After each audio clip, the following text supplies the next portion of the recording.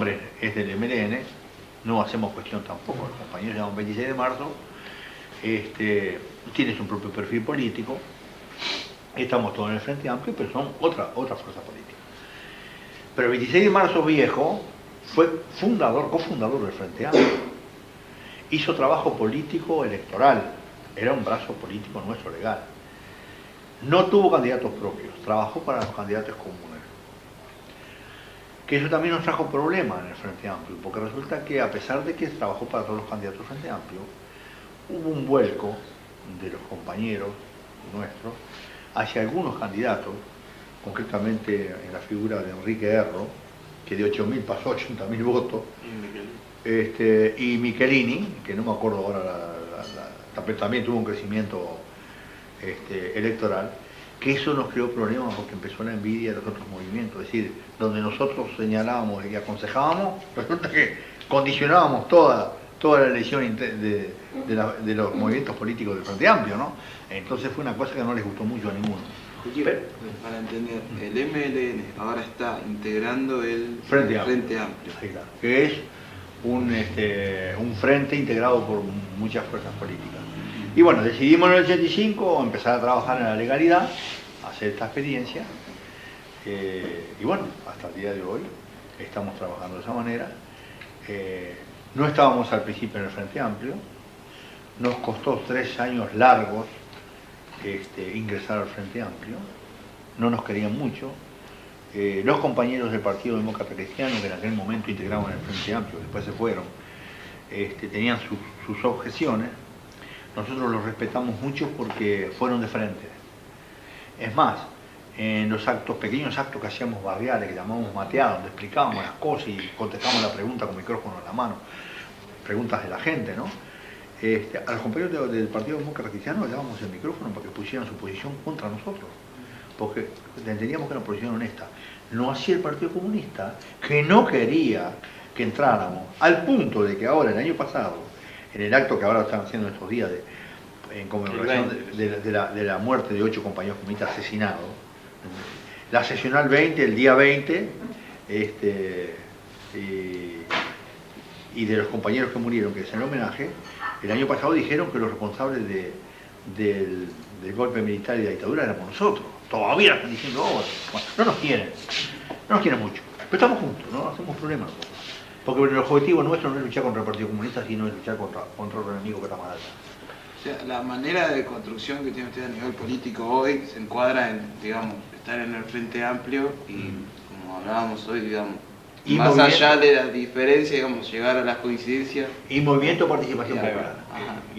Digamos que la expresión de masas mayoritaria del MLN es otra organización que se llama MPP, Movimiento de Participación Popular, que bueno, se creó a través de una convocatoria que nosotros hicimos para tratar de tener de consolidar lo que nosotros entendíamos como la necesidad de un nucleamiento mayor para defender las ideas dentro de esa coalición. Y los compañeros que son hoy diputados y senadores lo son por el Movimiento de Participación Popular. Si bien tienen la característica ahora que son todos compañeros tupamaros del MLN, pero no porque lo pusimos nosotros, sino porque la elección de los candidatos se dio muy democráticamente a través de elecciones. O sea, los compañeros los votó el MPP, ¿no? La base del MPP, claro, antes de ser candidato. Que es mayoritariamente independiente. Nosotros como organización somos minoría en el MPP. Y con respecto a las figuras partidarias dentro de Uruguay, digo, para tener una descripción, como decir acá, el justicialismo, la alianza, digamos, ¿cómo se mueve? Bueno, un poco la ficha hoy en la actualidad y cómo están ustedes. Voy a explicar un poquito esto, ¿no?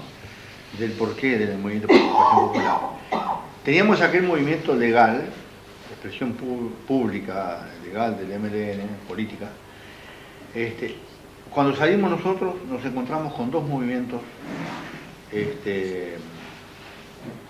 que eran movimientos, uno se llamaba 26 de marzo Amnistía Total y otro se llamaba 26 de marzo en el Uruguay. Es decir, eran compañeros pertenecientes al MLN que intentaron reorganizar el MLN y les parecía que era demasiado atrevimiento usar la sigla MLN. Pusieron 26 de marzo, que era el nombre de aquella fuerza legal que tenía el MLN, ¿no? Pero no solo atrevimiento, por seguridad también, venir a arrancar las muelas por empezar. Sí, además de eso. Sí, decía que ya tomaba seguro. Seguro. Sí, está. Claro que sí.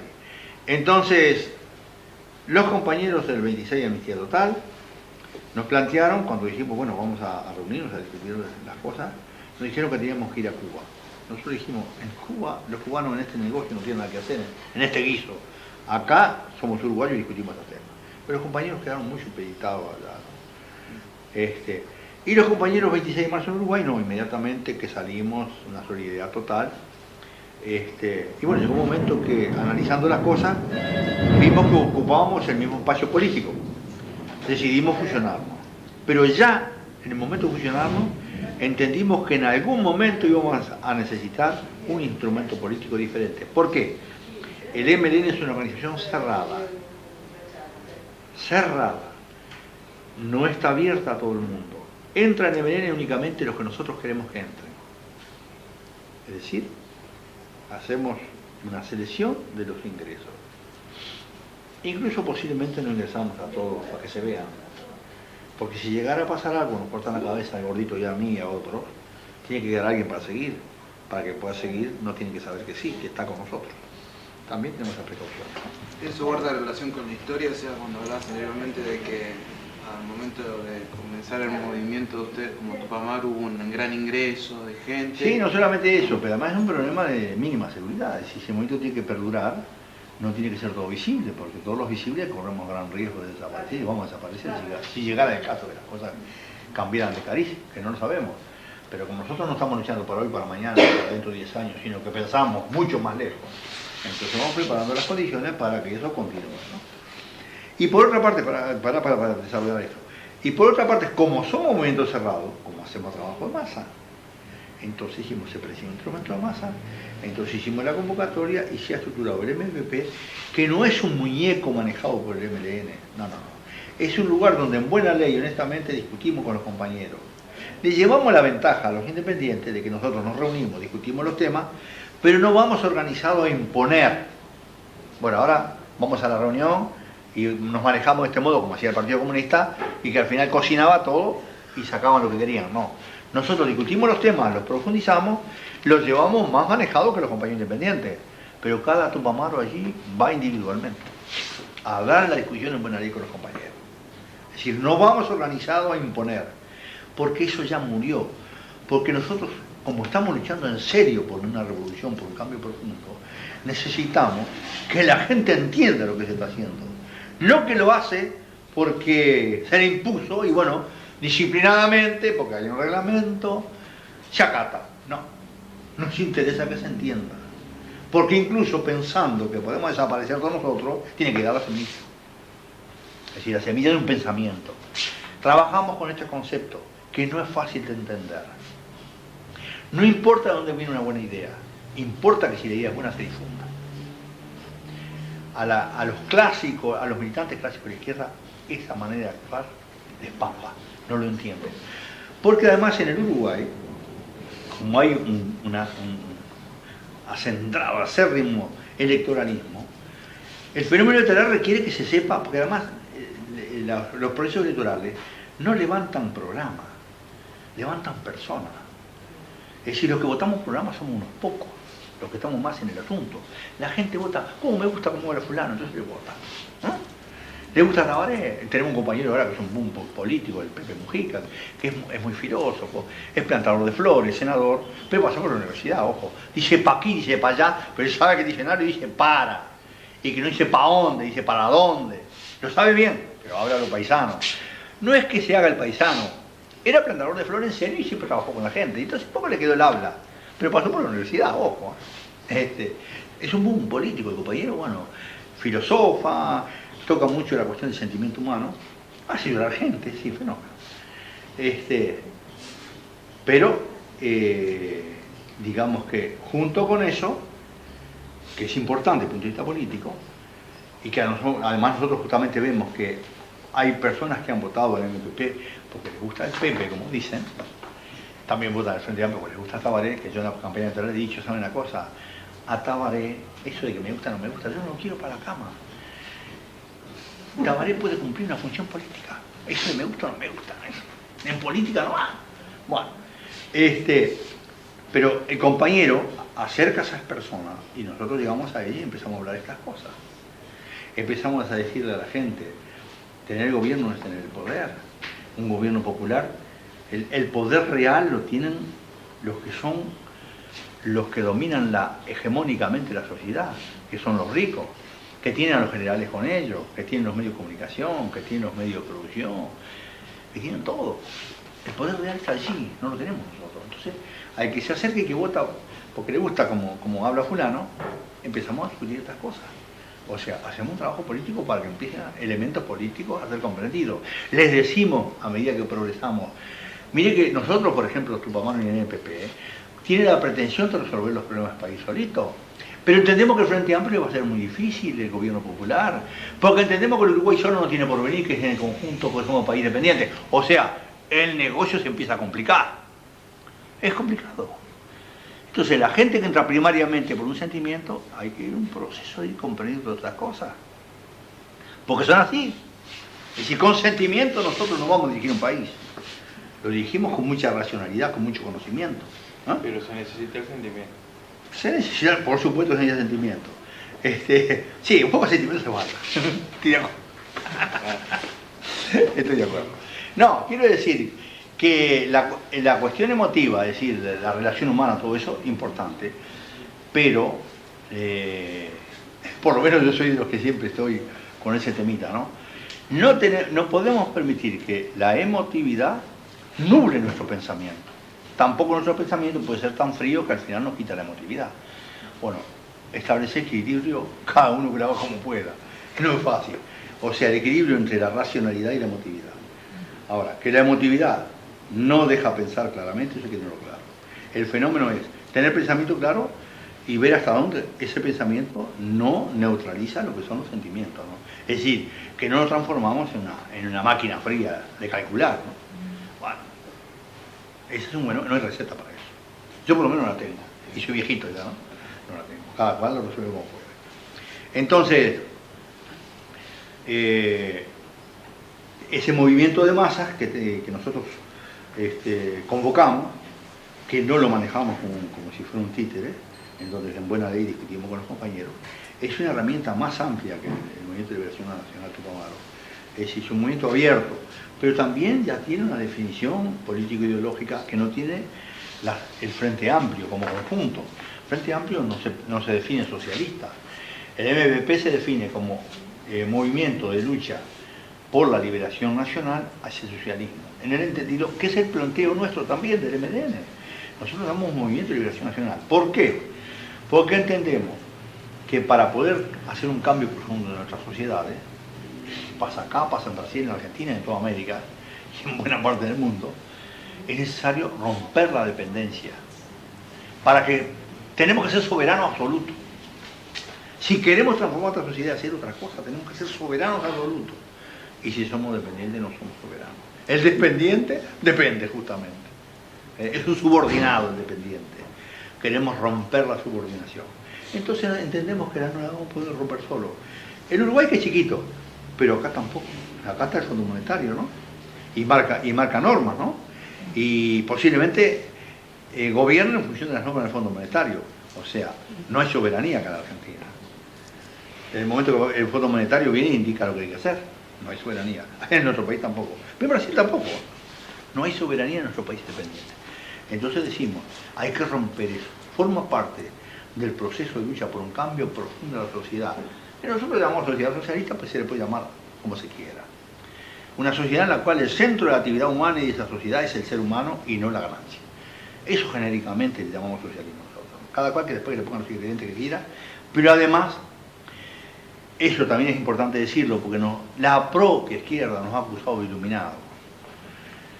Y no sé si somos iluminados, yo creo que no. Por el hecho que decían, y la derecha también, de que nosotros queríamos modificar la sociedad uruguaya. Ya ven que yo les digo que es mucho más complicado, ¿no? Nosotros no podemos. ni tan siquiera nosotros hemos elaborado una especie de esquema de bosquejo de una sociedad socialista. No. Lo único que decimos es una sociedad donde el centro sea el ser humano y no la ganancia. Y nada más. ¿Cómo será ese proyecto? Se irá elaborando en el proceso. Lo irá elaborando el pueblo uruguayo, por eso habrá un socialismo uruguayo, y habrá un socialismo argentino y habrá un socialismo brasilero. Porque hay una historia, hay una idiosincrasia, hay tradiciones, y esa marcha va a tener todo ese ingrediente. Entonces, ¿cómo conforme acá una sociedad distinta a lo que se considera socialista acá en Argentina? Va a estar condicionado muchísimo por todo lo que viene de atrás. Entonces no va a poder ser idéntica a la brasileña, ni a la uruguaya, ni a la chilena. Va a ser diferente. Entonces nosotros no hemos ni bosquejo, no, nada. Entonces, es bastante injusto eso que nos acusa de indignado. Nosotros no decimos que vamos a salvar al Uruguay, no. Queremos contribuir a un proceso. Tampoco nos consideramos, que es otra de las cosas que hemos discutido mucho con los compañeros de izquierda, con algunos por lo menos, el fenómeno de la vanguardia. Nosotros decimos, existen las vanguardias. La sociedad griega fue vanguardia. Plantearon los griegos una serie de ideas que 2000 y pico de años después se fueron desarrollando. Empezaron a desarrollarse en el Renacimiento, 1500 o más años después, y las seguimos todavía desarrollando. La teoría atómica, por ejemplo, ¿no? Todo, bueno, de la composición de la materia, de las partículas. Bueno, ya habían Demócrito y otros griegos habían esbozado unas ideas muy elementales, pero recién en el siglo XX o XXI empezamos a tener un conocimiento muy profundo de todo eso. Fueron vanguardia. Ahora, no se es vanguardia porque uno tenga el propósito. Se trabaja. Si se trabaja muy acertadamente y en un determinado momento esas ideas van siendo una especie de norma o de guía y están conduciendo el proceso, bueno, esas ideas son vanguardia. Pero no es porque uno deliberadamente puede ser vanguardia. El Partido Comunista Uruguayo, no sé, el de acá, dice que el Partido Comunista es la vanguardia de la clase obrera. Por resolución de un reglamento ellos son vanguardia. No. Es una ridiculez. Es una ridiculez. Menos mal que no están acá. Menos mal que no están acá. Sí, no. Y nosotros le dijimos a ellos, lo decimos, hermano, ustedes están equivocados. No, ahora ya renunciaron a eso. No, eso ya... No, ya lo superaron. Hace poquito lo superaron. Seguro. Sí. Ni tan siquiera esto. Ni tan siquiera nosotros pretendemos tener ideas originales. Simplemente queremos contribuir. La contribución a veces será muy acertada, entonces con ideas originales. Otras veces serán muy modestas, sin ninguna originalidad, pero es un aporte. Queremos contribuir. Y entendemos que esa es una posición correcta, es decir, es un esfuerzo de contribución, una acumulación de fuerzas y de juntar cabezas y de juntar ideas y de organizarse para tratar de transformar nuestras sociedades. No más eso. Lo hacemos a nuestra manera, con nuestra metodología. Reconocemos que justamente la realidad indica que no somos partidarios del partido único. No somos partidarios del partido único, como fueron los procesos en el campo socialista, como es en la propia Cuba. Allá el cubano con su invento del partido único. Nosotros entendemos que no, por muchas razones. Una, que la sociedad es polifacética. Entonces, todas esas características de los distintos sectores sociales deben tener expresión política, que no van a ser idénticas. Es decir, los trabajadores manuales, estrictamente manuales, pueden expresarse y se expresan de un determinado modo. No es que haya un modo de ser obrero, pero nosotros sabemos que hay una manera de pensar del trabajador que uno dice, este es un obrero. Y cuando hay un clase media y un intelectual, dice, este es un intelectual. Los distinguimos, ¿verdad? Y sí que hay algo que nos permite distinguirlo. Bueno, los intelectuales todos juntos y todo ese estamento, cuando se expresa políticamente, se va a expresar de una manera diferente a como nos expresamos los trabajadores. Y vamos a tener incluso algunos intereses con particularidades, desde el punto de vista de los intereses propios de nuestro sector. Aunque cada trabajador en sí, de repente con otro trabajador al costado, no piensa igual ni tiene idénticas intenciones e intereses. Pero en términos generales hay promedios, ¿no? Nosotros lo vemos así, entonces decimos la sociedad multi o polifacética, bueno, multifacéticas tienen que ser las expresiones políticas. Y nos parece correcto eso. Ahora, llegar a un entendimiento, porque si las expresiones esas particulares entrechocan y no son capaces de juntarse para hacer algo, no hacemos nada. Eso es así. Una cosa. Sí. nosotros vemos que en Uruguay esta leyenda de los tupamaros y crea mucha simpatía y se acercan jóvenes y efectivamente cuando ustedes dicen, bueno, creemos en esta persona, creemos en esta idea, el pueblo uruguayo, bueno, amplios sectores los acompañan. Yo creo que eso no es gratuito, o sea, nosotros por lo menos en Argentina tenemos un tremendo problema de credibilidad, es como que no le creemos a nadie. Y especialmente los jóvenes, bien que hacen, no se le creen a nadie. Y bueno, ¿por qué le creen a los tupamaros? Yo creo que acá, para entender por qué le creen a los tupas, por qué te creen a vos, por qué le creen a la dirección de los tupamaros, falta hablar de esos 16 años en que ustedes estuvieron presos, perseguidos, violentados, y en ningún momento negociaron su ética, en ningún momento negociaron sus ideas, en ningún momento traicionaron, fueron absolutamente tenaces en esto del amor al pueblo, en esto de poner al hombre como eje y no a la ganancia. El capitalismo pone como eje de todo la ganancia y nos somete a esa ley de la ganancia, que es absolutamente inhumana, pero es la que nos toca vivir. Ustedes dicen que no, ustedes quieren que el eje de todo sea el hombre, ¿no? En toda su polifesismo, su manera diferente de ser, pero que sea el hombre. Pero ¿por qué les creen? Me parece a mí que falta hablar de esa etapa, ¿no? Porque nos saltamos de esa primera etapa romántica, en que ustedes se hacían devoluciones, ¿no? Se devolvían el dinero que se llevan los ricos, y generaron una organización guevarista, una organización de lucha contra el sistema, y toda una etapa muy romántica. Después vino la represión, nos falta saber qué pasó durante esos 16 años, específicamente qué te pasó a vos, porque fuiste directamente un protagonista. Y de ahí por ahí podemos entender por qué ustedes son creíbles, son políticos creíbles. Que acá es como decir, es una contradicción, porque si uno dice político, no se le puede creer, ¿no? ¿Por qué hay políticos creíbles en Uruguay? Capaz que no somos políticos, somos trabajadores que hacemos política. Bueno. Justamente. Lo que tenemos por político es el que es profesional de la política. Yo soy profesional de la política porque estoy jubilado, entonces me paga el Estado. Pero lo creíble no solamente fue el esfuerzo por ser coherente en todo, incluso en la conducta. Para nosotros ser tupamaro es un modo de vivir, no solamente una idea política. Un tupamaro no puede, y hemos tenido problemas, pero combatimos eso, ser infiel con su compañero o compañero, tiene que pagar las cuentas, tiene que ser un buen trabajador, tiene que ser, nosotros siempre decimos, todos nosotros somos farolitos, la gente nos ve. Si no tenemos una coherencia y no demostramos a la gente que cómo pensamos, vivimos y tenemos una... ¿Cómo vamos a criticar un régimen corrompido si nosotros también somos corrompidos? No tenemos autoridad moral, es decir, tratamos de hacer el esfuerzo de tener autoridad moral. Y una de las cosas que hasta los militares han reconocido, porque lo han dicho, nosotros no vivimos de la política. Por supuesto, ahora tenemos compañeros que son senadores y tupamaros, y parlamentarios, están todo el día allí, tienen que pagarle un sueldo, tienen que van a vivir. Si no tenemos que robar banco para pagarle a ellos y mantenerlos. Entonces, eso no se puede hacer ahora. Entonces la gente ve que nosotros salimos de la cárcel, que manejamos millones, que asaltamos bancos. Incluso los compañeros que son parlamentarios, los parlamentarios nuestros no cobran el sueldo ellos, los cobran el MPP porque son parlamentarios del MPP, aunque sean tupamaros, y el MPP les da el sueldo, un sueldo. Los compañeros nuestros, el legislador allá anda por los 40 y pico mil pesos, ¿no? Algo así. Los compañeros nuestros, el MPP le paga 12.000 y el MLN le saca 4.000 y ganan 8.000 pesos. De 40.000 se van 8.000, con eso viven. Es lo que gano yo como jubilado. Compañero Mujica gana lo mismo que gano yo. O sea, no se trata de que vive la política. No. Y yo trabajaba de carpintero hasta hace poco, que me jubilé. Entonces, y todos los compañeros nuestros trabajan, viven de su trabajo y hacen militancia política.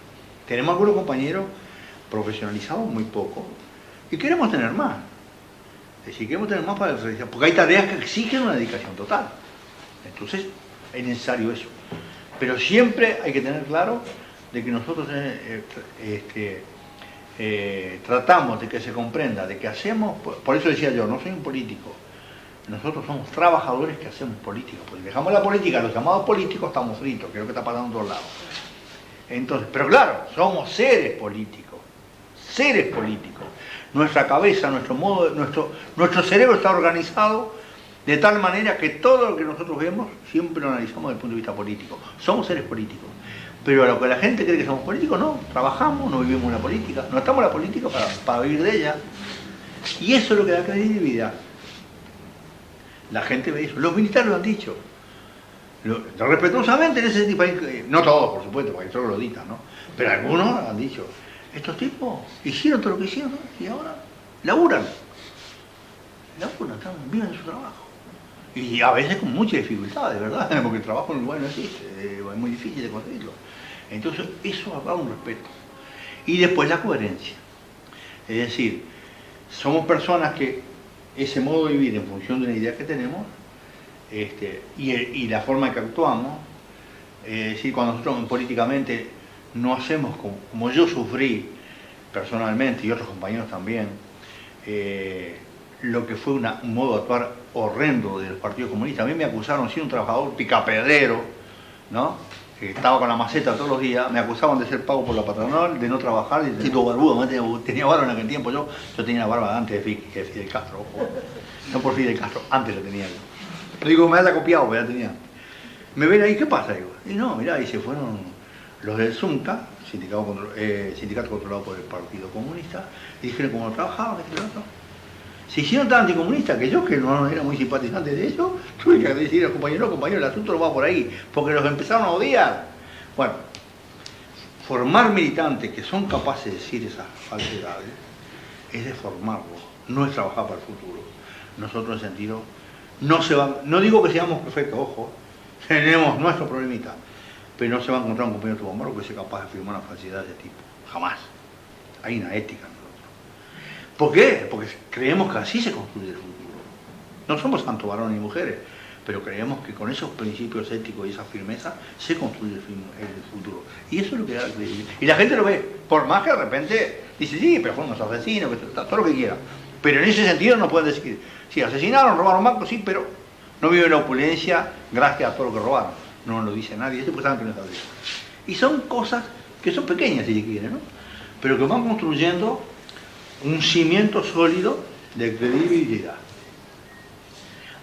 En el Uruguay, ni la derecha ni la izquierda pone en duda cuando nosotros hacemos determinadas afirmaciones. Ese derecho lo hemos ganado. El reconocimiento, digamos, de la honestidad en lo que decimos. Y que no hemos jugado a veces. Cuando hubo acá el fenómeno de la tablada, ¿de acuerdo? Usted no sé si, los jóvenes no sé si lo saben. Y otros lo recuerdan. Que acá creo que la izquierda se horrorizó de ese fenómeno.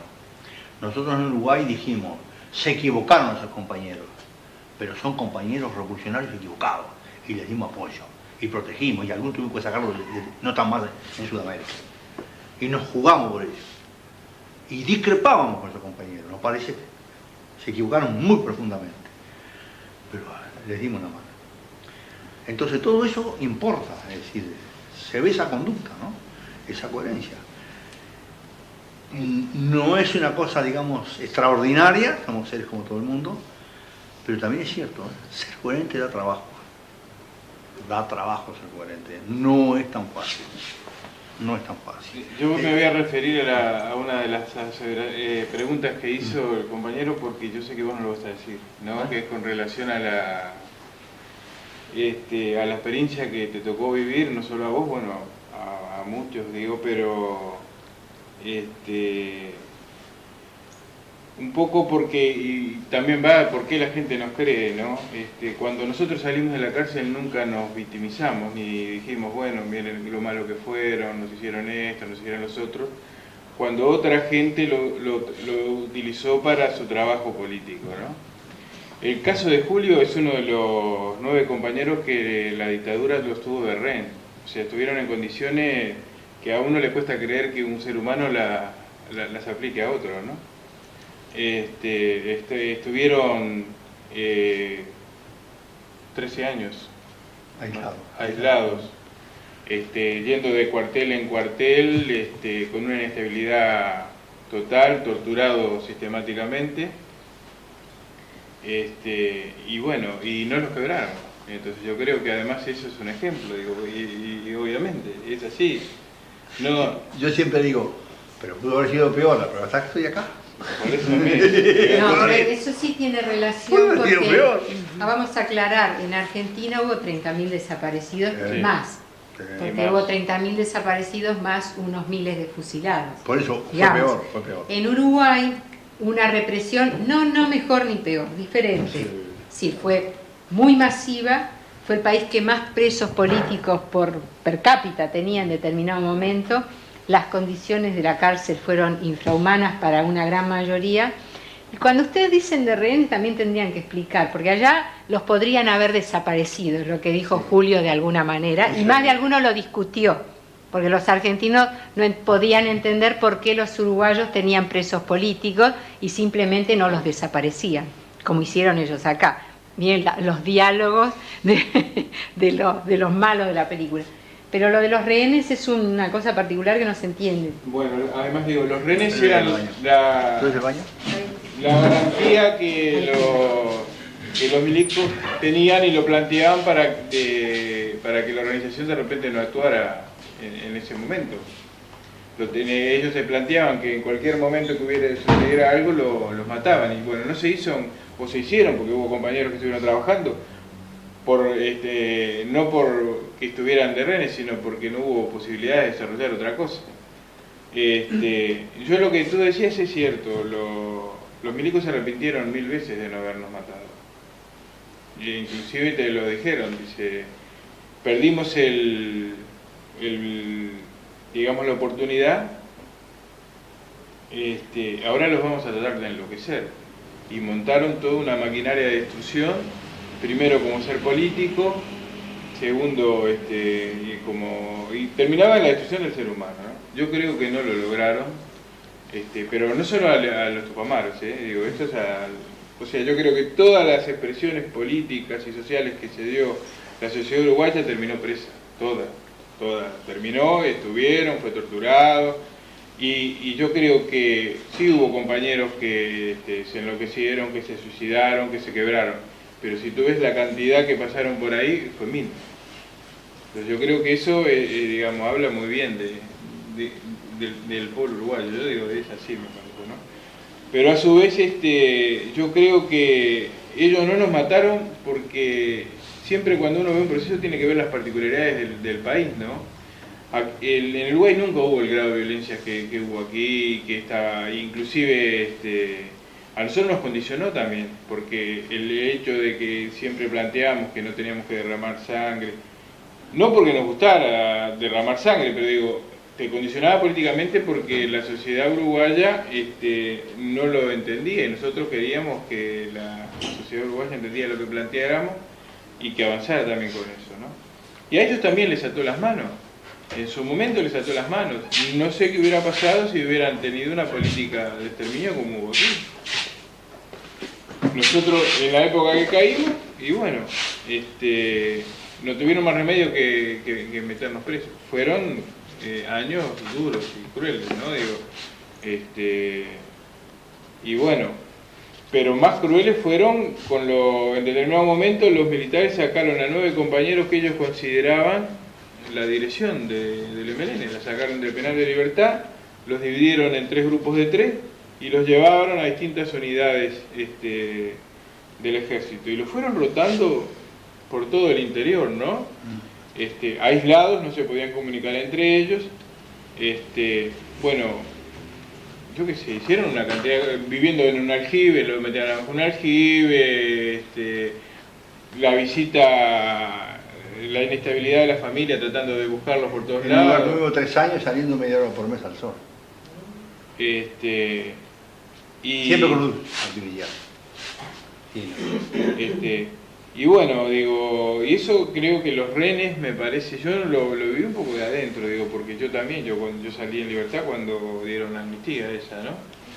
Pero ¿Vos caíste preso cuántos años? El 8 de octubre del 69, cuando en la toma de Pando, y da la casualidad que él cayó el 8 de octubre del 68.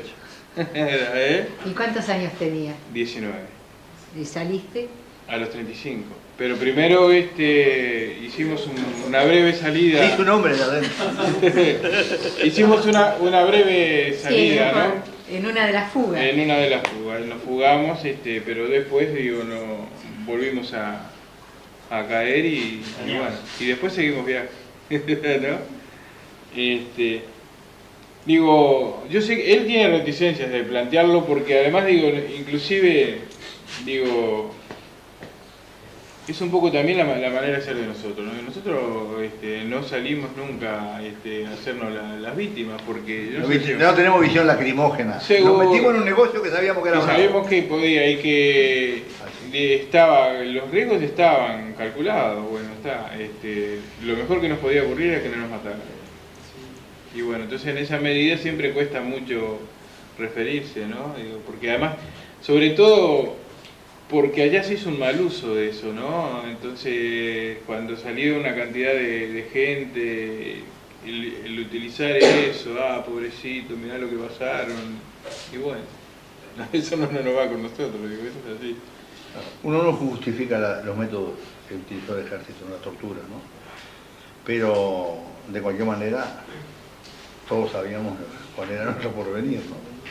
Y seguimos pensando lo mismo, es decir, la lucha por un cambio profundo iba a tener sus etapas como ahora, en donde estamos trabajando todos, ustedes también están trabajando, y bueno, la vamos llevando, pero puede haber circunstancias, y esas circunstancias pueden darse en el momento que el movimiento popular crezca al punto de poner en peligro la hegemonía de ellos en la sociedad. Yo hablaba hoy con una compañera, ¿no? Por supuesto, puede haber en algún lugar, en alguna localidad, inclusive en el Uruguay lo mismo, es decir, que los elementos más trogloditas agarren y de repente dicen sos comunistas y bueno, y los curten a palo a la gente que es militante y que se mueve, ¿no? Pero los otros, los de arriba, los que ven el conjunto de las cosas y que realmente tienen poder real, no usan la violencia de cualquier manera desaprensivamente, nunca la usaron las clases dirigentes. Ahora, cuando ven en peligro su hegemonía, sí. El desarrollo del movimiento popular, la articulación del movimiento popular, en el momento que llegue a poner en peligro, a nosotros nos hemos convencido de que ellos van a reaccionar. Y acá en la Argentina está viendo todo lo que está ocurriendo, que es importantísimo. Pero yo les digo, a lo mejor soy atrevido lo que digo, esto no pone en peligro el sistema. Ellos lo ven que no pone en peligro el sistema. Y puede crecer el movimiento. Hay un aprendizaje, ojo.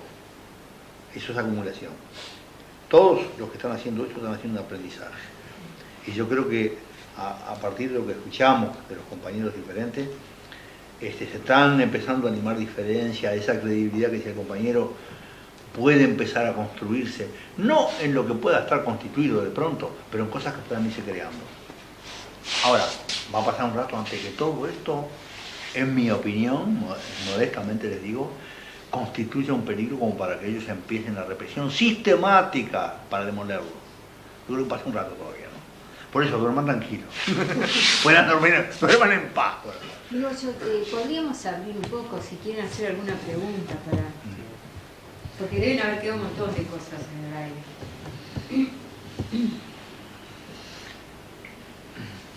El compañero le preguntaba sobre los instrumentos políticos, ¿no? De todo eso, había escuchado de esto, era obvio. Yo, pues justo vos respondiste después lo que iba a preguntar. Bueno. Pero por ahí otra pregunta es, por ahí desde tu mirada, ¿no? Ustedes tuvieron un ideal y fueron coherentes, se jugaron por ese ideal, y nosotros vamos viendo que, digamos, los jóvenes no va viendo ideales. O sea, no hay una visión de futuro a largo plazo, se vive más en lo inmediato. Y por ahí, bueno, ¿cómo es tu mirada, ¿no? ¿Cómo ves vos esto? Nosotros vemos más o menos esto algo acá, ¿no? Que es difícil hacer una mirada a largo plazo, porque ustedes buscan algo, un cambio a largo plazo, profundo. Y nosotros a veces estamos sobreviviendo en el día a día. Bueno, ¿cómo ves esto, sobre todo en los jóvenes, ¿no? ¿Y qué podría ayudar a tener esa mirada? Claro, se necesitan las dos visiones. Porque si uno mira solamente en el largo plazo, se olvida lo cotidiano, y lo cotidiano tiene una fuerza que no se puede obviar, ¿no? Es decir, tener que comer todos los días y pagar las cuentas y, en fin, lo que sea, ¿no? Hay que tenerlo presente, por supuesto que sí. Ahora, ojo, no creo que la coherencia solamente en que una persona o los integrantes del movimiento actúan en función de esa idea y se mantienen firmes siguiendo ese rumbo. No, la coherencia está también lo que se hace todos los días. Es decir, en un pensamiento que se tiene, cotidiano, y de actuar en función de ese pensamiento cotidiano, es decir, la buena relación con las personas, ser honesto, no ser mala persona, ser trabajador, importa. Es decir, nosotros le damos mucha importancia al trabajo, porque queremos una sociedad de trabajadores, así de sencillo. No queremos una sociedad de gente que viva el trabajo ajeno, de trabajadores, así que nosotros al trabajo le damos mucha importancia, pero no somos los únicos tampoco le damos importancia al trabajo. Entonces, aún en lo cotidiano, aquella persona que es trabajadora, que tiene una conducta determinada, eso es ser coherente también, ¿no? Y tiene su importancia. Es decir, desde el punto de vista moral, esa persona se va fortaleciendo, se va construyendo en la cotidiana, ¿ah? Podemos tener ideas muy políticas y que nosotros hemos tenido experiencias de ese tipo, de compañeros que incluso no les permitimos reingresar al MLN. ¿Por qué?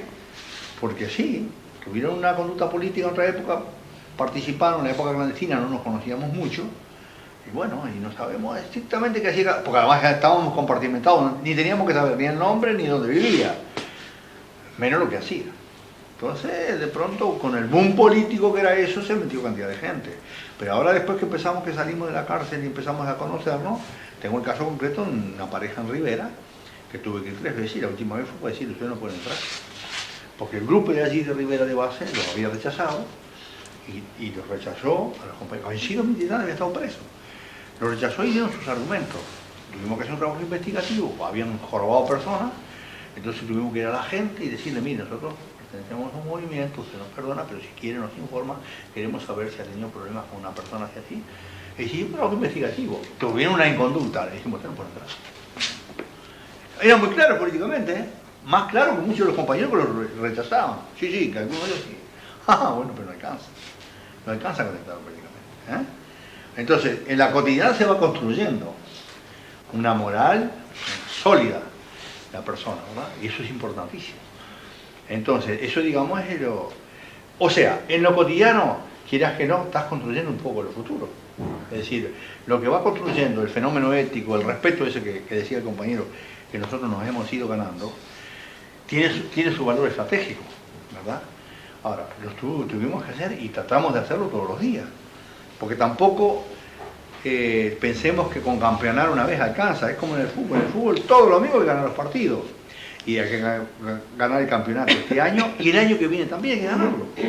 Entonces, los galones adquiridos en otras épocas tienen un valor relativo con nosotros. Decimos, no, el galón se lo ganás todos los días. Puede haber sido un extraordinario militante, pero si ahora tiene una conducta hecha por tierra todo lo que hizo. Entonces hay que seguir tercamente en ese lineamiento de una conducta determinada y una coherencia. Por eso digo, da trabajo, da bastante trabajo. Eso sí que da trabajo. Pero tiene su importancia. Y en cierto modo, no es una idea política que haga estratégico, no es un plan estratégico, pero es un ingrediente de lo estratégico. El que todos los días es coherente y hace las cosas, digamos, con convicción, en primer lugar se va autoconstruyendo él, y él va a perdurar, si no se muere antes, ¿no? Si no se muere rápido. Bueno, eso ya es construirlo al futuro. Y bueno, y después vienen las ideas políticas, es decir, de congeniar lo que es la tarea cotidiana de cada día, que hay que pensar para eso, es decir, estamos en la tarea cotidiana, pero tenemos que ir pensando cómo hacemos que la tarea cotidiana se integre a otras tareas cotidianas, formen un conjunto mayor, ese conjunto mayor tenga una perspectiva, ¿cuál puede ser? Bueno, tampoco la podemos fabricar cada uno solito. Para poder ir elaborando esa idea de futuro, tenemos que intercambiar, tenemos que pensar y tenemos que poner, nosotros le llamamos frotar los cerebros. Hay que frotar los cerebros, no queda otra. No queda otra. Y en cada lugar tienen que frotar los cerebros los que son del lugar. Ustedes no podían ir a frotar ese cerebro y decirnos a nosotros, los uruguayos, qué tenemos que hacer allá. Pero nosotros no podemos decir a ustedes lo que tienen que hacer acá. Le podemos dar estas cosas, que son ideas muy generales. Pero en lo concreto, es decir, las ideas que después van a ir, tienen que traducirse en hechos cotidianos, que son escalones para ir avanzando hacia allá, son los cerebros de ustedes. No hay quien los pueda venir a suplantar. Pero una cosa sí es muy importante tener presente. que no es privativo nuestro, sino que de cierto modo reconozcámoslo, que más allá de la discrepancia que tenemos entre nosotros en la izquierda uruguaya, hasta ahora, y a veces son discrepancias muy serias, pero sin embargo hemos podido lograr algo que no resulta tan fácil. Y es que estamos haciendo el esfuerzo por priorizar aquello en lo cual coincidimos bastante. Y dejamos aquello en lo cual no coincidimos, y algunas cosas no coincidimos nada, para que el transcurso del tiempo vaya o superando esa contradicción o profundizándola o lo que fuere. Pero estamos priorizando lo que tenemos de común y por eso podemos ir trabajando en conjunto. El día 19, hace pocos días, ese movimiento policlasista, que decía pluralista, El 16. El 16, sí. Donde se juntaron trabajadores, pequeños productores, no tan pequeños productores. Sin duda, que entre los que fueron allí hay tipos que deben haber pagado a los peones una miseria, que deben pagar a sus peones una miseria. Nosotros sabemos eso. Pero ¿qué pasa? Analizando la situación, estos tipos que fueron allí, que explotan, como se dice, ¿no? a la gente que trabaja con ellos, que es un hecho real. Pero ¿qué pasa? Pasa que si sigue la política de este gobierno, sigue así, no va a quedar ni el tipo como explotador ni el explotado que esté en un lugar donde lo exploten. Porque estamos en una situación tal que nos tenemos que maravillar cuando podemos ser explotados, porque tenemos laburo. Estamos contentos que nos exploten. Si será contradictorio el mundo, ¿no? Yo creo, explicarle un poco, porque el 16 de abril hubo una movilización bastante importante, ¿no? De alrededor de 100.000 personas allá en Uruguay, que fue convocada por la Central de Trabajadores, la Federación Rural, o sea, los gremios patronales y del campo y de la ciudad también, y tuvo se leyó una proclama en común, porque ahí lo que estaba planteado era que el enemigo principal hoy por hoy tiene el Uruguay como país es el neoliberalismo, que los está matando a todo el mundo, porque le mata a los trabajadores, pero también mata a los dueños de fábricas prácticamente no hay más, digo, o lo que puede hacer a nivel de todo lo productivo. Entonces, digamos, ahí yo creo que si tú me planteaste un tiempito atrás que eso podía ser posible, digo, esto es de ciencia ficción, ¿no? Porque ahí había personas que en su momento, como el representante de los arroceros, que ese es coetáneo mío, y yo tuve que olvidártico, pero era de una banda fascista como la FUP, ¿no? Sin embargo, hoy por hoy él te plantea o matamos al liberalismo, el liberalismo nos mata a todos. Y agrego una cosa que vos siempre, eso yo no lo escuché, pero dice, hay un problema de clases aquí, pero después lo resolveremos. Primero vamos a darle al enemigo que nos está matando a todos. Después nos daremos entre nosotros. Estamos coincidiendo, ¿no? Pensamos exactamente igual que él. Elegimos el enemigo principal, es aquel. Vamos a juntar todos los contables contra ese enemigo. Ahora después nos vamos a desguampar entre nosotros, o no, pero la probabilidad está. Pero que queda en un segundo plano Claro. de esa discusión. Nosotros trabajamos con el escalonamiento. Claro. Es un concepto militar ese, ¿eh? Primero el enemigo principal, después este. Y después capaz que nos da a nosotros. Bueno, mira, es al revés, aclaremos que no va con las organizaciones del pueblo esto, que va con la seguro, no, digo, no confundirnos, no es que nosotros vamos de acuerdo con los compañeros de otras organizaciones políticas y después que logremos el objetivo nos rompemos la cabeza, no. Es contra justamente lo que decía la oligarquía. Seguro. Naturalmente es así. Eso es importante lo que dijo él, que es un modo de hacer política también que nos caracteriza bastante. Y hemos tenido discrepancias internas con compañeros que eran del PP y ahora se fueron del PP, porque los compañeros priorizaban la lucha contra el reformismo, contra los reformistas. Y nosotros, nuestro objetivo político no es la lucha contra los compañeros reformistas, que son compañeros. Le decimos reformistas porque entendemos que tienen ideas políticas, posiblemente cambio profundo, pero a nuestro juicio los medios que utilizan para acumular hacia ese cambio profundo no son idóneos, ¿no? creen que con la reforma del sistema, sin atacar profundamente el sistema, pueden hacer ese cambio profundo de la sociedad. Nosotros creemos que no, pero no importa. Ellos no son nuestros enemigos, estamos juntos en el Frente Amplio todos. El enemigo nuestro principal es el otro. O sea, trabajamos con el concepto de que los que son de nuestro campo, con toda la diversidad de enfoques que tengan, son de nuestro campo. Y les voy a poner el ejemplo de unos compañeros con los cuales no podemos trabajar juntos, y yo creo que no vamos a poder jamás, que es un pequeño movimiento trotskista que hay en Uruguay, que se llama el POR. Son compañeros que tienen una visión tan cerrada, nosotros decimos sectaria, son como esa baldosa absolutamente cuadrada. No se les puede entrar de ninguna manera. Bueno, andan por ahí. Nosotros, digamos, de pronto, capaz que en algún momento podemos hacer algún tipo de acuerdo político. Nunca lo pudimos hacer hasta ahora. No lo buscamos tampoco con ellos. Pero están en el campo popular. Y nosotros nos agarramos, nos hacemos del POR, que nos parece que son absolutamente cuadrados, cúbicos no cuadrados, nos dedicamos a criticarlos, a combatirlos. No, que hagan lo que quieran. La gente dará su veredicto. Y lo está dando, porque hace 50 años que son 50. Pero no, son muchos, no te creas. Sí, capaz que son menos. Dejémoslos ahí. O por ejemplo el fenómeno del enfoque diferente que tienen los compañeros partidaristas o del Partido Comunista. Tuvimos nosotros diferencias de opinión con los compañeros anarquistas en la vieja época, que empezamos de nuevo a pesar que se había ido el coordinador, pero nos ayudaron, y teníamos reuniones y empezamos a ver si podíamos trabajar en conjunto. Lo único que teníamos que hacer en conjunto es que yo iba a un taller de un compañero anarquista que tenía un torno y arreglaba las armas en el taller de él. Después en el plano político no pudimos. ¿Por qué? Nos exigían permanentemente nuestra definición respecto al Partido Comunista y su reformismo. Y dijimos, hermano, no es nuestro objetivo político ese. Llegó un día, tuvimos 4 reuniones y dijimos, vámonos a seguir porque esto es un diálogo de sordos. Nosotros no vamos a cambiar la posición. Luchamos contra los enemigos del campo popular, que están del otro lado. Dentro de este lado, ninguno es enemigo. Tenemos diferencias, pero ninguno es enemigo.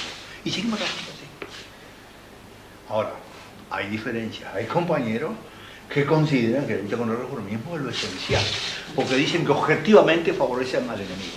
Bueno, lo estarán favoreciendo, pero vamos a agarrar objetivamente a aquellos que son los enemigos verdaderos.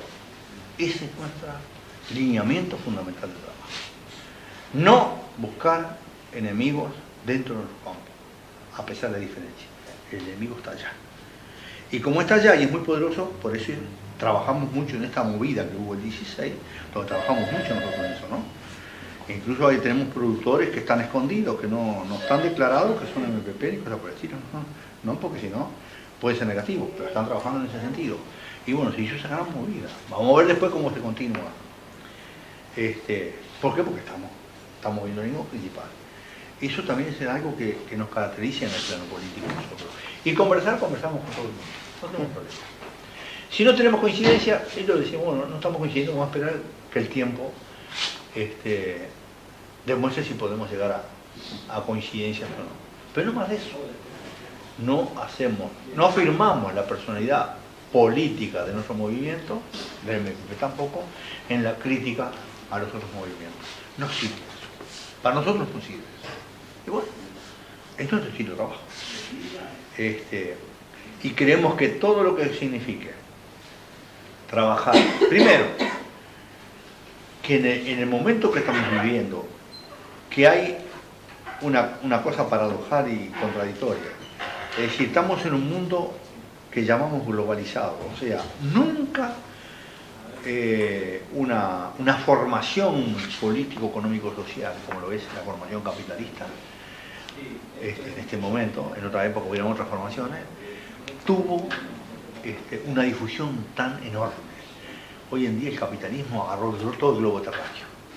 Todo el globo terráqueo. Más allá de que puede haber sectores donde no llega, porque en el centro de África o de Brasil no habrá llegado, pero no importa.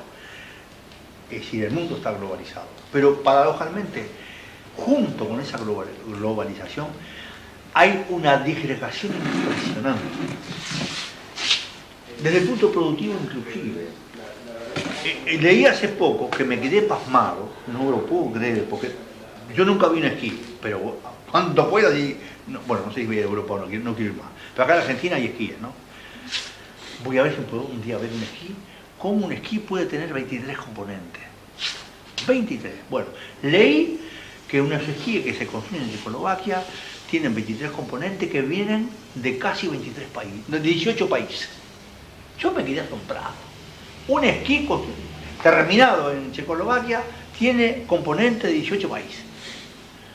Si habrá, ¿no es disgregación eso? Vaya, para hacer esto acá viene todo de allá. Pero hay cosas peores todavía. Aquellas grandes fábricas que existían con cientos y miles de obreros no existen más. Está todo fragmentado, ¿no? Está todo fragmentado, es decir, ya no va a haber más esas concentraciones enormes. Incluso porque ahora empiezan los robots, la robotización, entonces precisa menos gente. Y yo o bien te dan la máquina para que la labures en tu casa y encima, bueno, yo te la compro, pero si no me gustó lo que produciste, bueno, no sé, ubicarlo en otro lugar. Claro, es razón. Ahora, hay esto, ¿no? Nosotros todavía somos muy subdesarrollados. Yo estuve en Suecia y estuve de incógnito, de contrabando, clandestinamente, dentro de la SKF, que es la fábrica, una fábrica muy importante de rulemanes, de las más importantes del mundo, ¿no? Pude entrar un sábado, porque los compañeros me dijeron, ¿te interesa? Sí, a mí yo soy loco con las máquinas, me interesa. Un sábado porque el jefe de la sesión que estaba trabajando es un yugoslavo amigo de dos compañeros nuestros que trabajan ahí adentro. Trabajan unos tornos semi-computarizados porque el torno trabaja haciendo rulemanes, ¿no? Bolillas de coito y la carcasa y todo eso. Cada tanto tiempo tiene que controlar la tolerancia, porque la herramienta que va trabajando en algo que gira, si se gasta, esto queda más gordo, más grande, porque va para atrás la herramienta de gastarte, ¿no? Entonces hay que reajustarla. Cada poco rato mira y entonces teclea y reajusta. Semi-computarizado, semi-automático. Bueno. Ahí en esa nave conté así, grosso modo, unas 50 personas. Tenía más o menos como unos 70-80 metros de largo y capaz que la mitad de ancho, era muy grande aquello, ¿no? Todo lleno de máquinas. Me dieron un guardapolvo, un gorrito, todo, me disfrazaron para pasar a otro lugar. Ya en ese lugar no podía estar yo, porque había secretos tecnológicos. Si me agarran los suecos me llevan preso. Y llevan preso que me llevó, por secretos tecnológicos. Lo denuncian y pasamos a otro lugar. En el otro lugar era el mismo tamaño la nave. Entraba en una punta, que después cuando volví de aquí para ir a la casa a ver, unos rodillos así de hierro negro y unos tamborcitos como barrilitos así, porque eran rulemanas de alta presión, que no son bolillas, son como cilindros, pero medio abarrilado. Entraba el hierro por allá venido de Rusia, entraba en una cadena. Toda esa nave tan grande tenía toda una cadena que hacía así, que no la pude ver, la pude ver rápidamente, lleno de aparatos sensores. Del otro lado salía una caja de cartón así corrugado con 3 rulemanes prontos. 4 ingenieros suecos, 3 turnos, 12 personas. En el otro 50, un turno, 150 personas. 12 ingenieros suecos tenían toda la producción, unos tableros gigantescos electrónicos, todo electrónico con sensores. 12 personas. O sea, las máquinas le están sacando trabajo a la gente. Por eso digo, lo que voy a decir un poco es acá. Allá es mucho peor. Allá la máquina está liquidando al ser humano. El neoliberalismo ha buscado todas las formas en distintos países de, digamos, por un lado, que el capital sea el eje y también la tecnología sea el eje. O sea, por eso digo, o sea, acá operan de esta manera y en Suecia, bueno, están operando porque, digamos, se llama el primer mundo. Entonces, indudablemente que esa automatización al extremo está creando una preocupación impresionante, ¿no? Bueno, pero es disgrega. Estas 50 pueden estar también de este lado. Ya no hay más 50 personas, hay 4. Y las fábricas se fragmentan. E ideológicamente nos disgregan también. Allá en Uruguay hay un aviso de un refresco, que no me acuerdo qué refresco es, que yo no tomo ninguno de esos. Hacé la tuya. Sí, lo que importa es tu sed, haz la tuya. Es un aviso que a mí lo veo y se me erizan los pelos. Es el aviso, dice, lo que importa es tu sed, no importa más nada, haz la tuya. Entonces, claro, te fueron a dar el frasquito porque te lo compras. Eso es, hacen política con eso. hay que entender que están haciendo política. Es decir, están creando una escala de valores en la gente. Cuando presentan toda una cantidad de cosas bien presentadas, lo mismo los supermercados que presentan todo eso, y la gente tiene afán de consumir eso, ¿verdad? Se le van los ojos, porque la verdad que está presentado que se le van los ojos a la gente. Bueno, eso es ideología, aunque le parezca que no. ¿Cómo no? No pensás en otra cosa que ver cómo hacer esto rebuscar para poder construir esto. Entonces, y el régimen sigue siendo consolidado, porque si no se preocupa nada más que eso, ellos siguen teniendo la hegemonía, nadie los va a molestar. Ahora, si empezamos a rechazar el consumismo, a no querer eso, y yo, guárdenselo, nos arreglamos de otra manera, trataremos de ser más sobrios, y bueno, ¿cómo nos están jodiendo? Ahí ya empieza a ser peligrosa la cosa para ellos. Entonces, aunque parezca que no, con el consumismo exacerbado que ellos están promoviendo, están haciendo un trabajo ideológico. Trabajo ideológico, hacen más que eso, ¿no? Entonces hay una disgregación total. Por eso que esto de juntarse así ya es un éxito, en mi opinión es un éxito. ¿Por qué? Porque son voluntades que están tratando de hacer un esfuerzo de conjunto y no cada cual mirando lo suyo y cómo resuelve su problema o cómo hace su cosa. Ya hace un avance. Que también tiene, como decía el compañero, tiene carácter estratégico. Porque estamos madurando en un estilo diferente. Y estamos discutiendo y analizando y creando una escala de valores, es decir, valorando otras cosas.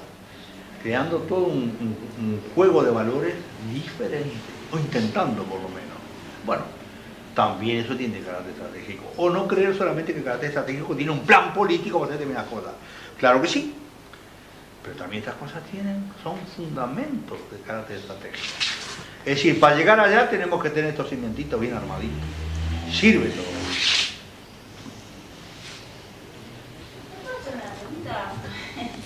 No, digamos, es una pregunta como de ustedes, digamos, en su experiencia personal, porque que tiene que ver con, no me da la sensación, es lo que dicen ustedes, como que tienen internalizado esta etapa de violencia que se puede dar en un proceso de lucha, o sea, como que uno tiene una meta y el objetivo es lograr un cambio social profundo y que eso va a implicar una etapa de violencia.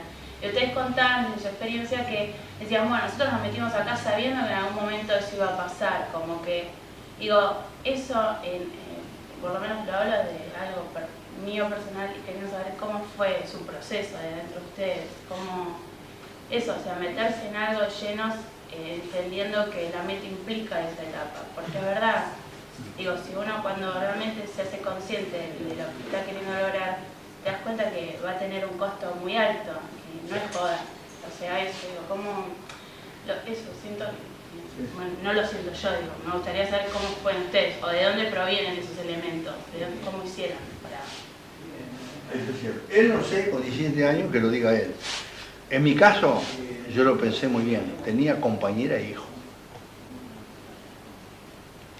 Y lo pensé mucho, pero llegó un momento que dije, entonces vamos a dejar la revolución nada más que para los solteros. No puede ser. Un proceso revolucionario es un proceso que se da, que lo da el conjunto en la sociedad. Porque incluso contribuyen al proceso revolucionario los del otro lado, los enemigos también, con las cosas que hacen erróneas. Con todo eso contribuyen también a afirmarnos de este lado. Todo juega. Entonces, pensándolo así, si es el conjunto de la sociedad la que tiene que transitar ese proceso, bueno, yo estoy en ese conjunto de la sociedad y tengo compañera y tengo hijos, no tengo más remedio que meterme. Y es una decisión muy personal. Ahora, yo lo hice muy conscientemente, es decir, no fui responsable de que me metí sin darme cuenta de lo que estaba. Yo venía de años de militancia política y sindical, ¿no? Del año 46, con 16 años. Cuando entro en el movimiento, yo tenía 34 años. Lo tuve que pensar, sí, lo pensé y me decidí. Y pensé que capaz que un día agarraban y masacraban a mi familia. No estaba contento con eso, pero esa posibilidad la pensé. Sí.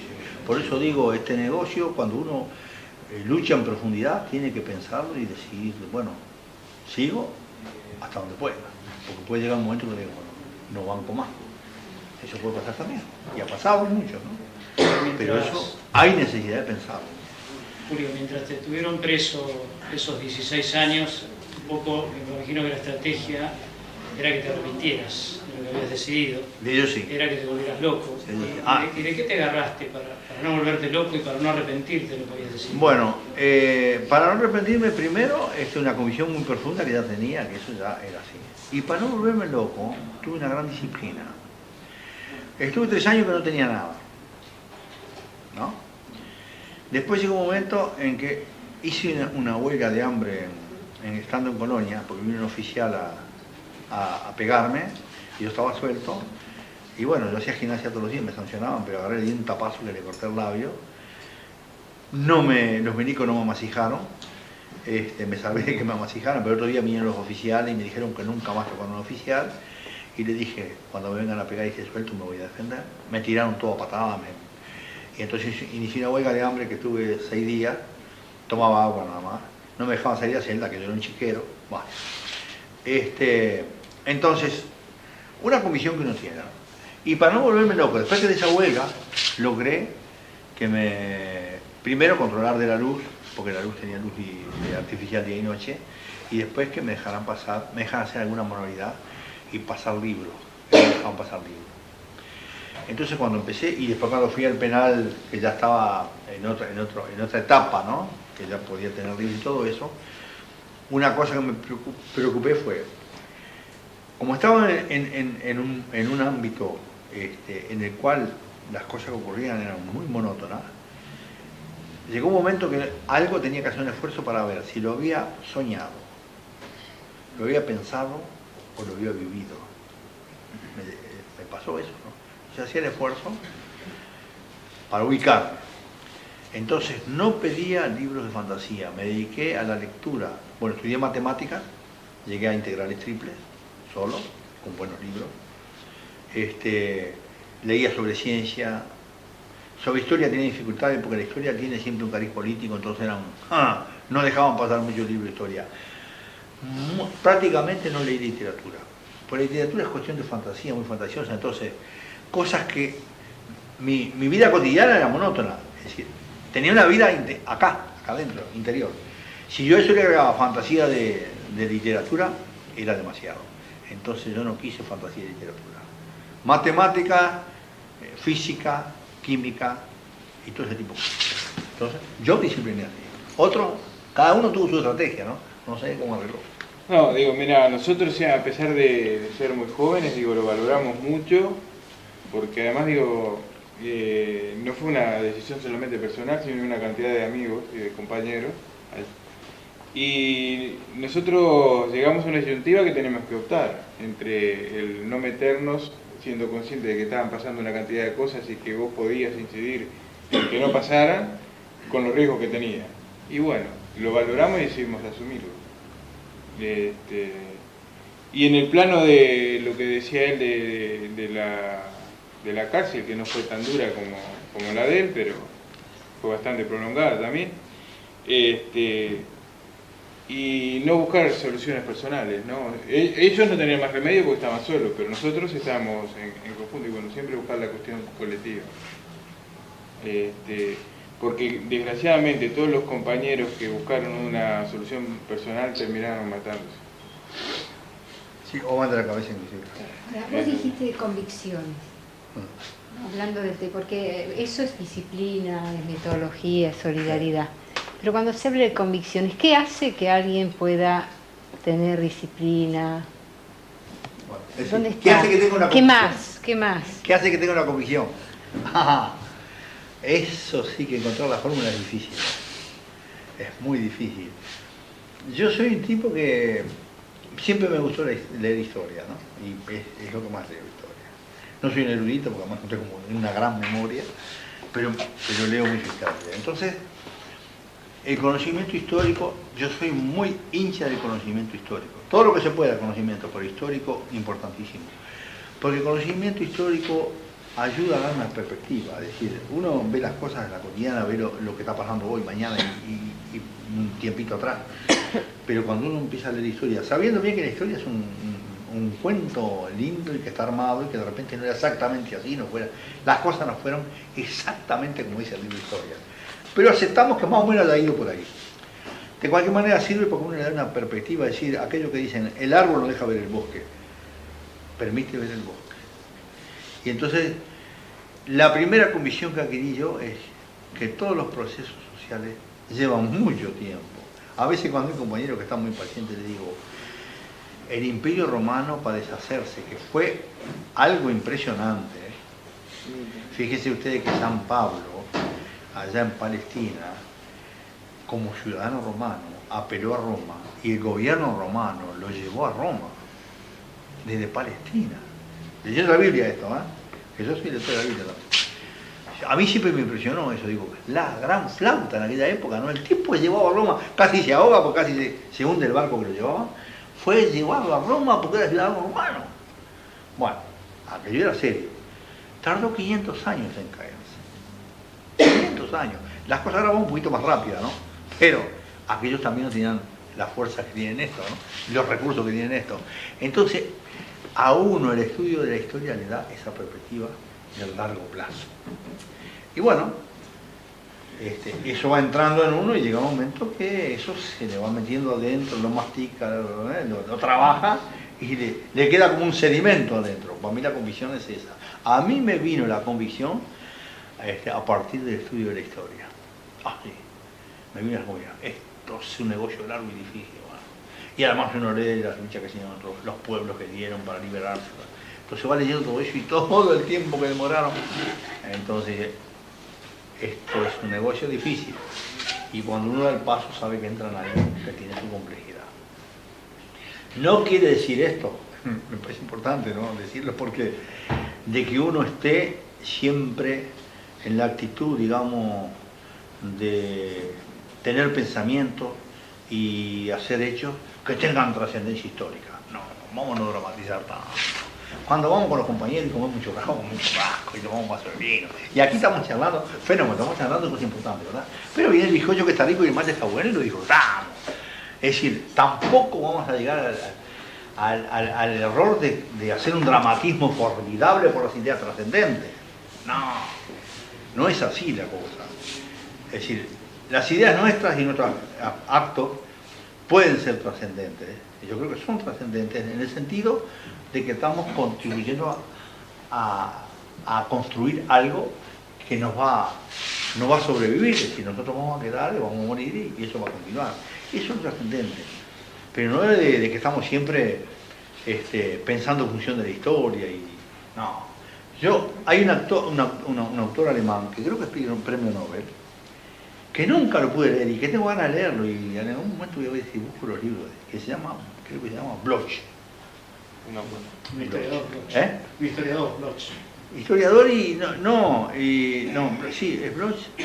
A lo mejor estoy confundido. Bloch, no, pero nunca fue premio Nobel.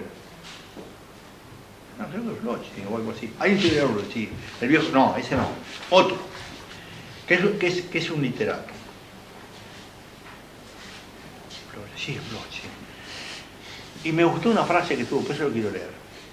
Dijo, la conversación de las personas, incluidas las grandes personalidades, se compone fundamentalmente de trivialidades. A mí esto me gustó en pila. De trivialidades. Seguro, no se está hablando para la historia, no se está en pose para la historia. Uno hace las cosas. Y bueno, lo que hace, de repente sirve para la permanencia de algo, ¿sí?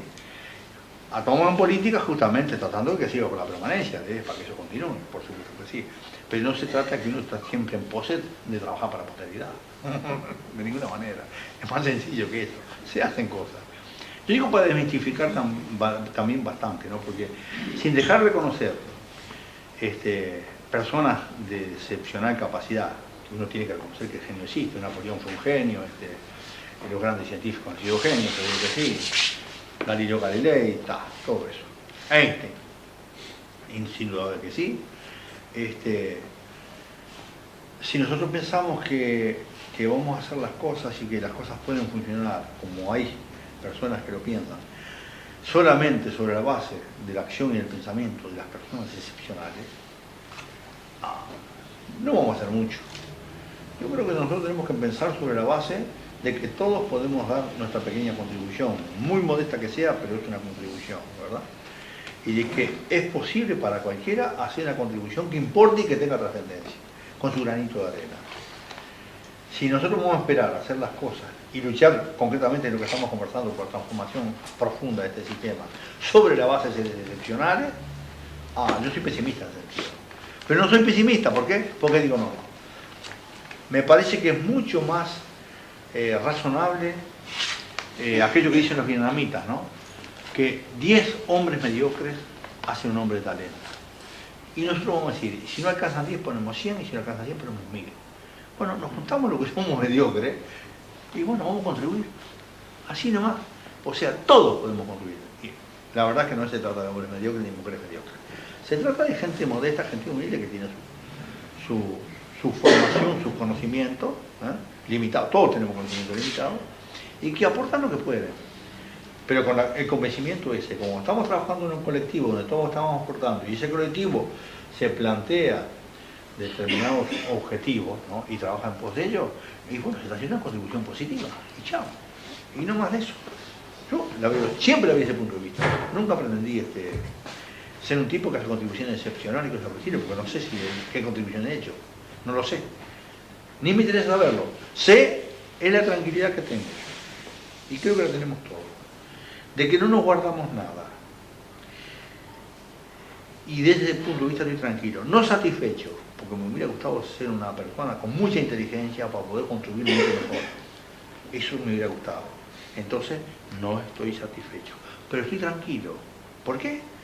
Porque, a pesar de mis limitaciones, sé que no me dejo nada dentro. Hago todo lo que puedo.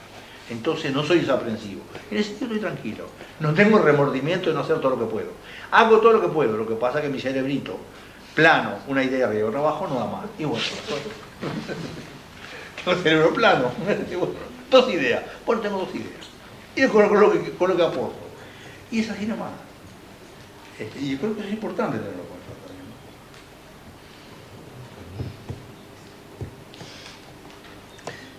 En la una sería ideal que nos sacáramos todas las dudas, todos los comentarios que quisiéramos hacer.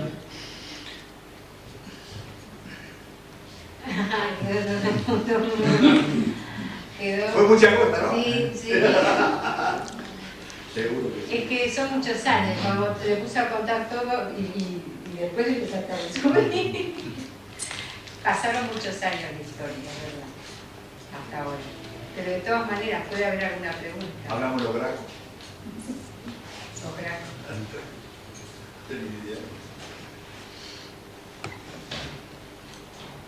Bueno, militancia política con 16 años. Y yo desde siempre sentí eso. Oía, toda mi vida oí, y todavía lo sigo oyendo a veces, que muchos, principalmente los políticos lo dicen eso, ¿no? El porvenir de los jóvenes. ¿No lo han oído ustedes eso? ¿No han oído?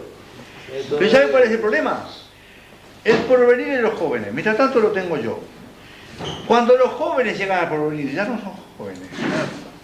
Entonces yo lo que digo, no, los jóvenes protagonistas ahora. No esperar a que sean protagonistas en el porvenir, porque en ese porvenir van a ser viejos. Y le van a decir a los jóvenes, el porvenir de los jóvenes. O sea, el lejano siempre es que cuando llega el porvenir son viejos. No, ahora hay que ser protagonistas los jóvenes. Ahora. En ese sentido siempre lo sentí así. Era muy atrevido. A lo que está organizado. Sí. Hay que, ahora el protagonismo, ahora. Con lo que se sepa, con los errores, ahora. Ese verso del porvenir, el porvenir de los jóvenes, nunca me lo creí. Y no lo digo jamás. No, ahora. Sí, porque les pasa eso. Es decir, cuando van llegando al porvenir, tienen la cabeza como yo. No, hay que desde ahora. Yo digo que eso fue algo que siempre en la práctica lo hizo la organización, ¿no? Digo, porque si vos ves el promedio de edades que había cuando fuimos derrotados militarmente, te da un promedio. Había algún menos tiempo que 24, no menos sí, 24. Entre 22 y 23 años. Eso es así. Y nunca yo como muchacho sentí que me oprimieran los viejos, ¿no? Siempre me dejaron hacer lo que quería. Sí, así es cierto. queda. Y bueno. No, eso es importantísimo, porque claro, siempre joroban con el porvenir de los jóvenes. Sí, pero ¿y? Mientras tanto, ¿qué? No. Bueno, yo quería enganchar con algo que había dicho Gabriel sobre que hoy en día los jóvenes como que no tienen un horizonte muy lejano, ¿no? Viven el momento, viven el día, es como que la esperanza ya fue, y vivir lo que podés en el minuto. Pero más allá de esa circunstancia histórica, me parece que sí hay un elemento básico que hace a todos los seres humanos en cualquier tiempo, que es el hecho del placer, de hacer las cosas que nos gustan, de disfrutar de la vida.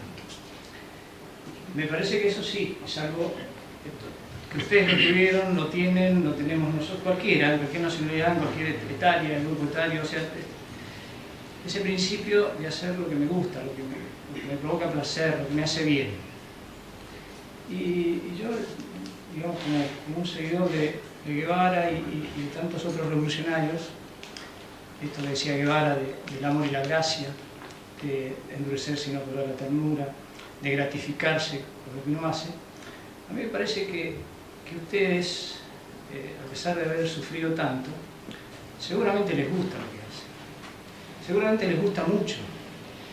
Les gusta como el dulce de leche, como el amor, como una mujer, les gusta como el cariño de los hijos, les gusta a un plano extraordinario, les tiene que gustar muchísimo. Si no, no puede entenderse de que uno deje la vida por una lucha a muy largo plazo, ¿no? Yo no sé, a mí me parece, y esto no sé, como una sugerencia a los jóvenes, porque a mí me pasa, que hay una fuente de placer muy grande en entregarse a una cuestión trascendente como es la lucha por el cambio, por la transformación. Placer muy grande, un placer que no se encuentra en otra cosa. No hay shopping que te venda ese placer. No se puede comprar, además. El placer de decir, yo hago lo que siento y siento cosas maravillosas y trato de hacerlas, trato de volver a la realidad. Me parece a mí que ahí hay un elemento, ¿no?, que más allá de esta circunstancia histórica bastante jodida, nos puede juntar a todos. Vale la pena, se siente bien uno, ¿no?, cuando vive en forma trascendente, como estas dos personas que nos visitan. Una vida trascendente es una vida deliciosa, una vida llena de placer. Aunque aparentemente te parezca que sufrís. No es así. Sufre el que vive al pedo. El que no sabe para qué vive. El que de repente tiene un auto grandote, tiene un montón de cosas materiales y es un profundo pelotudo. Ese tipo no tiene placer. Yo lo veo de esa manera. Y me parece que ustedes lo viven de esa manera. Vos sabés una cosa, lo que vos estás diciendo es algo tremendamente trascendente. Por lo menos yo lo siento así. Es más, conversando con compañeros educadores nuestros, ¿no?, compañeros del MLN que son maestros y eso, yo les decía, que en mi opinión, eso que vos decís, el tener la satisfacción en lo que se hace, en la sociedad, en algún momento de la historia de la sociedad, va a estar construida sobre esa base. Por lo siguiente, la persona que busca la satisfacción en cosas externas a ella, primero es insaciable, nada le satisface, y quiere aquello, y quiere aquello, y quiere aquello. Y llega un momento que eso lo corrompe y lo deforma. En cambio, cuando uno siente la satisfacción, y eso es una cosa muy importante que nos fue transmitida a nosotros por los trabajadores, muchos trabajadores europeos. El trabajador europeo, los que yo conocí por lo menos, bueno, mi oficio era muy artesanal, ¿no?, tenían una enorme satisfacción en lo que hacían, y un oficio duro, porque había que meter maceta, ¿no? Tenían satisfacción, enorme satisfacción en lo que hacían. Y he conocido artesanos carpinteros, y he conocido artesanos, el buen artesano tiene amor a lo que hace, y se siente realizado en lo que hace. Eso, para mí, es trascendente. Las futuras sociedades, digamos, en donde el centro de esa sociedad es el ser humano, va a estar basada en eso. Para mí, eso es esencial, ¿eh? Es decir, sentir la satisfacción en lo que se hace, sea lo que sea, hacerlo con convicción de lo que se hace, no desaprensivamente. Para mí es la piedra de toque de una sociedad, justamente es uno de los valores más importantes de una sociedad diferente. Yo decía hoy de trabajadores de ese tipo, que sienten la alegría de lo que hacen. Yo me acuerdo cuando me formé, en el oficio que yo me formé, los artesanos, eran casi todos italianos. El trabajo mal hecho les daba vergüenza. O sea, y yo me formé así. A mí si me dice, me hiciste una porquería, a mí se me carga la vergüenza. A mí han venido en el taller de carpintería, ¿no? Teníamos con mi hijo, ahora mi hijo, solo él, personas que me pedían, no, hágame esto así nomás. No, perdón, eso no se lo hago. ¿Por qué? Y porque me va a decir, ¿quién hizo esto? Aparte del prestigio del taller, digo, a mí me da vergüenza que la gente piense que eso lo hice yo. No. O le hago una cosa bien o no le hago nada. Así nomás. Entonces, pero eso no lo inventé yo.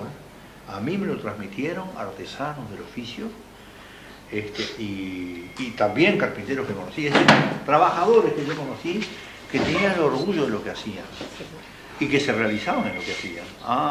Para mí eso es la piedra de toque de un conjunto de valores y una sociedad diferente. Es importantísimo, es muy importantísimo. Sí, evidentemente, de hecho lo comparto, digo, las horas más felices que uno pasó fue justamente en esos momentos más difíciles. Y no estoy arrepentido, digo, o sea.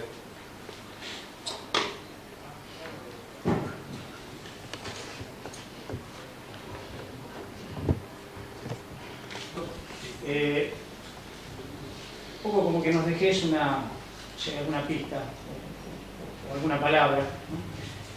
Seguramente va a ser estimulante. Y la idea es, hay una frase de las juventudes en Cuba que dicen, seremos como el Che. A los que estamos aquí, a casi todos nos conmueve mucho la figura del Che, una figura mística, casi religiosa, ¿no? Y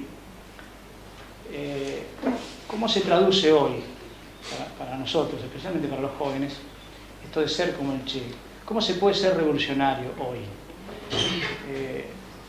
No sé, si quisieras dejar algún mensaje en ese sentido y después poder darle a todos un abrazo, saludarlo y agradecerle que nos haya prestado su tiempo, Rubén, Julio, y esta experiencia extraordinaria.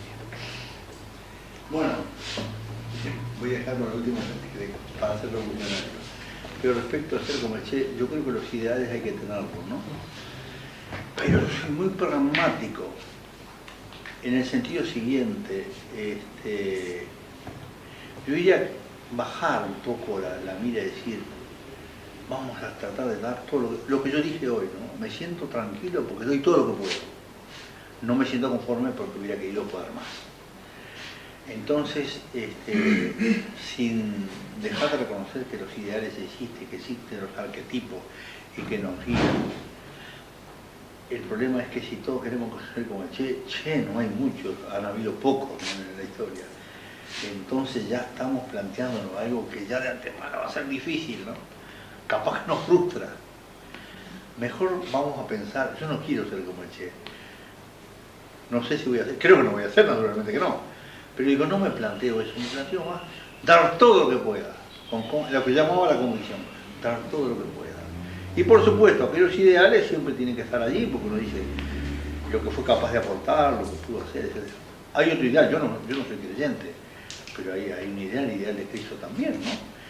Si yo no veo a Cristo como un ser trascendente que, bueno, se voló al cielo, lo veo como alguien que estuvo luchando, es decir, por unos principios que yo comparto. Eso me parece, pero yo no pienso ser como Jesucristo, de ninguna manera, pero comparto los ideales y lucho por esas cuestiones que he planteado.